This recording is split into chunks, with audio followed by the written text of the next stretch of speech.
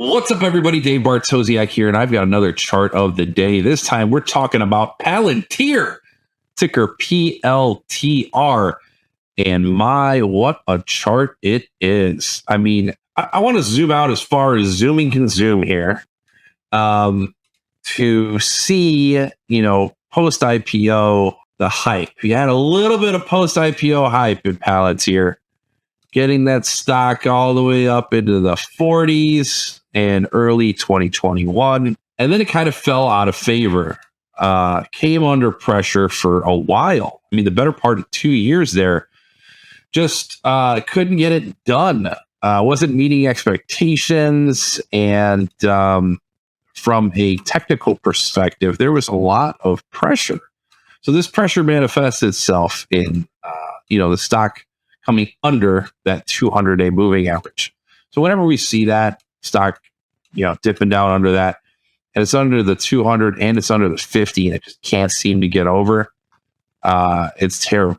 Here in March of 2022, it popped up a little bit, but then the sellers came in and brought it back down. I mean, this thing was in the dumps. In the dumps up until 2020. Well, really the end of 2022 sort of bottoms out, and then looks what happens. I mean, just parabolic. So every time I look at this, I'm like, where were you on that one, Dave? Could have bought Palantir at 6, right? It's at 100 now.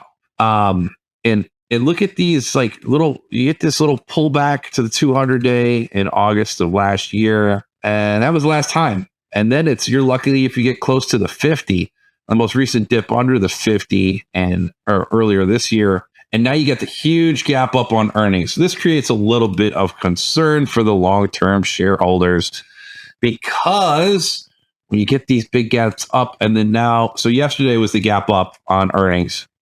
Today, we are already below yesterday's low. That implies we're going to continue to fill this gap. Now, how far does it go? There's a couple of mechanisms we can use to determine that, or at least give us some ideas. One way, let's look at top of the gap to the bottom. So I've seen people do this some different ways. You can do the top of the gap to the bottom of the gap. Okay. That's less popular than the top of the gap to the top of yesterday's range, or I've even seen people do it the bottom of the day before to the top the day after. Okay. This is my favorite one because, it's the whole range, right? I want to see the whole range and what's retraced off of that range.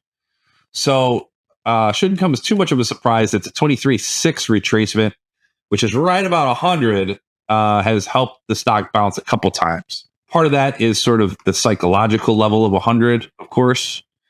But should you see a sustained break of that, then you've got these levels, 95, 96, 92, 61. And again, I can come in here and make these levels more precise by putting in the exact high. So why do we do that? The exact high yesterday, 106.91. So let's go ahead and do that. 106.91. We'll put that in as the high and then use the pre-earnings low, in this case, 78.47. Go ahead and put 78.47 there. Now you have the exact levels. Okay. Didn't change too much. So these are where buyers typically camp out. The most important of these, in my opinion, is the 61.8. This is sort of like, if the market does come down into this and there are no buyers there, then it's pretty much over, in my opinion, that it's going to completely retrace. But if it bounces, look out. Stocks love to come down at 61.8 and then bounce up through the highs. And if you watch any of Jeremy Mullen's videos or read his articles, you'll see that he usually puts fib extensions up there of the 50% or the 38.2 or even the 61.8, sort of mirroring it on the other side, giving you a really high price target. For me, I like using them. Just we were back here and then we get back close to the highs. If you're sort of in a swing trading kind of mode, long-term investors obviously are looking for pullbacks that you can add to. The fibs are one place to do it. I'm a bigger fan of waiting for moving averages to come into play, because if you look here, we've had that, but it's been a while. And with the 50-day down at 74.69, it's going to be a while before that happens again. So if I'm on the sidelines looking at Palantir, I think I stay that way just because they haven't really gotten a pullback that I'm really comfortable with. Now, granted, there's a ton of people who say, whatever, just chase it. It doesn't matter what the price is, just go ahead and buy it. I get that camp too, especially if you're dollar cost averaging into it. But if we're trying to be a little bit more, precise and technical with our stuff, I prefer these retraces to the 50-day. And if you don't get it in this stock, you find another stock. That's the beauty of the stock market. There's a bazillion of them out there that we can choose from.